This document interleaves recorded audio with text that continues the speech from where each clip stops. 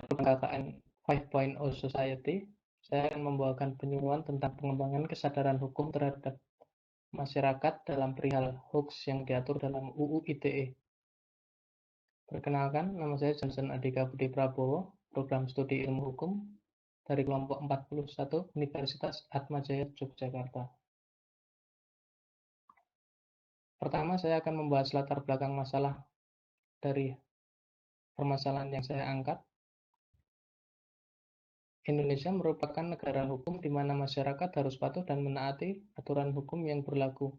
Seiring perkembangan zaman yang semakin modern dan teknologi yang semakin canggih, media sosial kerap kali disalahgunakan guna melakukan penyebaran berita bohong atau biasa disebut hoax.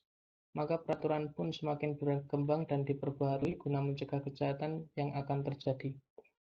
Kejahatan yang marak terjadi pada era modern ini adalah penyebaran hoax, yang mana dapat diartikan menyebar berita bohong. Maka dari itu, dalam hukum diatur dalam Undang-Undang ITE tentang hoax pada pasal 428 ayat 1 yang menyatakan setiap orang sengaja dan tanpa menyebarkan berita bohong dan menyesatkan yang mengakibatkan kerugian konsumen dalam transaksi elektronik dan dapat diancam pidana berdasarkan pasal 45 ayat 1, pasal 45A ayat 1, Undang-Undang Nomor 19 tahun 2016.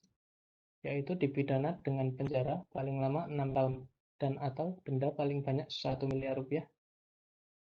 Dalam menekan angka terjadinya hoax, sosialisasi terus digencarkan pemerintah untuk meminimalisir penyebaran konten hoax. Dalam konteks tersebut, maka penulis mengambil penyuluhan mengenai pengembangan kesadaran hukum terhadap masyarakat dalam perihal hoax yang diatur dalam UU ITE. Ruang lingkup hoax yang saya bahas kali ini. Hoax dalam Cambridge Dictionary berarti tipuan atau lelucon, kegiatan seperti menipu, berbohong, dan menyampaikan sesuatu yang tidak sesuai dengan fakta. Undang-Undang Nomor 1 Tahun 1946 tentang Peraturan Hukum Pidana telah mengatur mengenai hoax sebagai suatu perbuatan pidana dalam beberapa pasal, yakni pasal 14 yang berbunyi barang siapa dengan menyiarkan berita atau pemberitahuan bohong dengan sengaja menerbitkan keonaran di kalangan masyarakat dihukum dengan hukuman penjara setinggi-tingginya 10 tahun. Kemudian definisi keonaran sendiri adalah lebih hebat daripada kegelisahan yang mengguncangkan hati penduduk yang tidak sedikit jumlahnya, kekacauan, memuat juga keonaran. Menyiarkan kabar benar secara benar tidak dihukum. Arti perkataan keonaran telah dijelaskan dalam pasal 14. Tujuan penyuluhan kali ini untuk memberikan kesadaran terkait bahaya menyebarkan hoax. Yang kedua, untuk memberikan pengetahuan di bidang hukum terkait ancaman hukuman bagi penyebar hoax. Yang ketiga, untuk mencegah terjadinya penyebaran hoax berdasarkan program penyuluhan yang saya berikan pada kesempatan kali ini.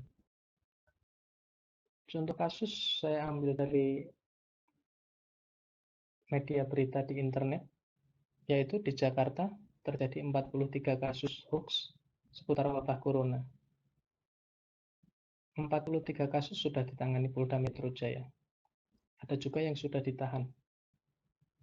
Salah satu kasus yang terjadi di Jakarta adalah seseorang menyebarkan berita bohong bahwa di Bandara Soekarno-Hatta ada yang terinfeksi virus corona, sehingga menyebabkan keresahan yang terjadi dalam bandara tersebut. Pelakunya berinisial H alias B. Saat ini pelaku sudah diamankan di Mapolres Bandara Soekarno-Hatta. Akibat perbuatannya, pelaku dijerat pasal 28, pasal 32, pasal 35, Undang-Undang Nomor 11 tentang ITE dengan ancaman 10 tahun penjara.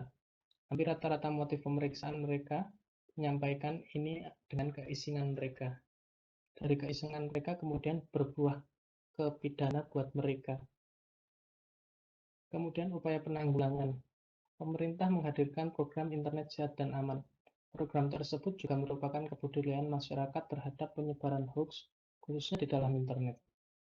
Kita juga tahu bahwa perkembangan internet selain memberikan dampak positif pada kehidupan manusia, juga memberikan beberapa dampak negatif. Pemerintah juga tahu akan hal ini dan berupaya meminimalisir dampak negatif tersebut untuk mewujudkan pencaharian internet yang aman dan positif. Internet sehat dan aman, jika disingkat menjadi INSAN, dirancang oleh Kementerian Komunikasi dan Informatika Indonesia, disingkat menjadi Kemkominfo. Internet sehat diluncurkan pada situs resmi tanggal 29 April 2002. Upaya yang bisa dilakukan masyarakat yaitu dengan membaca berita dari situs yang terpercaya atau memiliki sumber yang pasti selain dari koran atau media tertulis lainnya. Kemudian saya memberikan saran pada penyuluhan kali ini adalah saran bagi pemerintah. Pemerintah Indonesia seharusnya memberikan definisi dan ruang lingkup luas mengenai frase berita bohong dan menyesatkan dalam ketentuan pasal 45A. Hal ini dikarenakan penilaian atas berita bohong dapat berbeda-beda dan efek dari menyesatkan sangatlah luas. Sehingga kedepannya tidak ada multitafsir yang mengakibatkan kekaburan norma dalam pasal tersebut. Kemudian, pemerintah Indonesia kedepannya harus mengklasifikasikan perbuatan hoax sebagai suatu perbuatan pidana ke dalam beberapa ketentuan. Hal ini dikarenakan materi mengenai hoax dapat beraneka ragam dan dampaknya bisa sangat merugikan publik.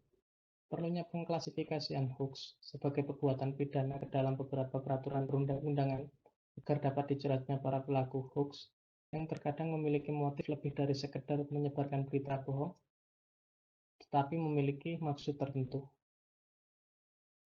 Kemudian bagi masyarakat sendiri, sarannya, masyarakat harus lebih selektif lagi dalam menerima informasi dan lebih berpikir panjang dalam menyebarkan informasi yang tidak diketahui sumbernya, karena itu mengakibatkan rugi diri sendiri karena menimbulkan akibat hukum yang akan diterima oleh masyarakat jika menyebarkan berita bohong, seperti yang diatur dalam undang-undang. Sekian dan terima kasih program penyuluhan saya sampaikan. Semoga bermanfaat. Terima kasih.